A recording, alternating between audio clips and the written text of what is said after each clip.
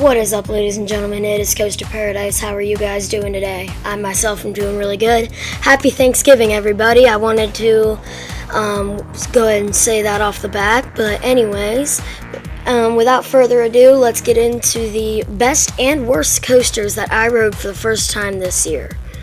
Now, this year, I picked up about 30-ish new credits, which is not bad, but it's pretty good. Let's go ahead and get into the list. Now, I wanted to start off by saying that these are not in any particular order.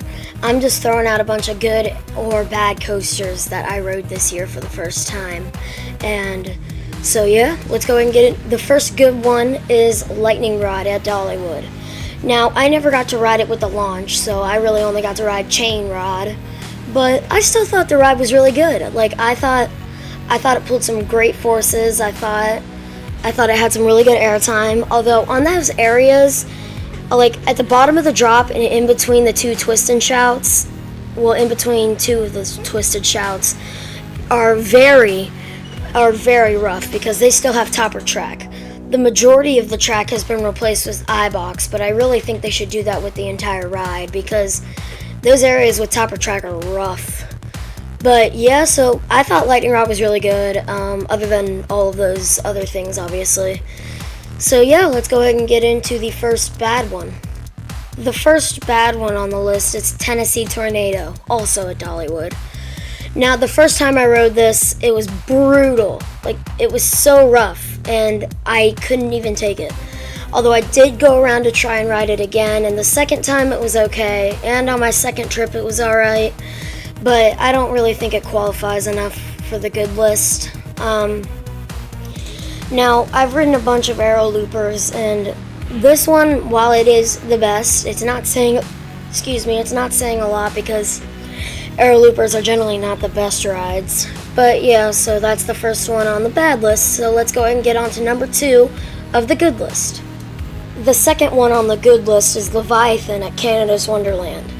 I thought Leviathan was a really solid Giga. It wasn't the best Giga.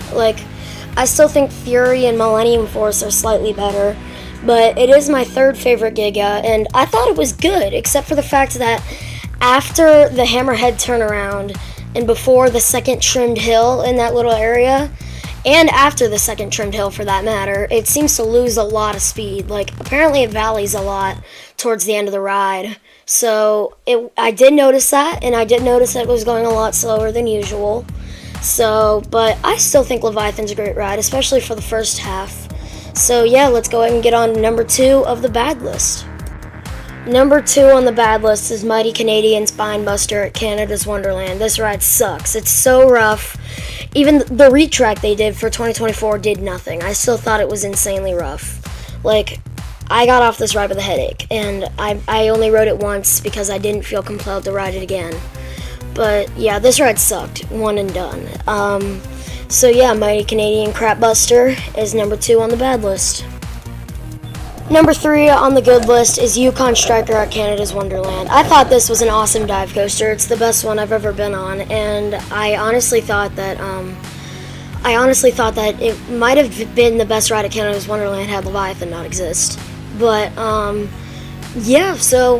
Yukon Striker was great. It gave a lot of airtime over the drop, and the tunnel was a really cool effect. I like how it had a lot of other elements that you don't typically see on other B&M dive coasters.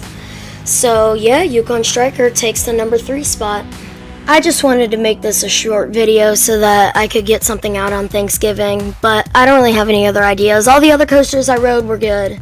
So that's going to wrap up today's video. I really hope you all enjoyed. Make sure to hit that like button, subscribe if you're not already, and if you enjoyed this video, follow my social medias for other exclusive content. Peace out, y'all. Have a good Thanksgiving.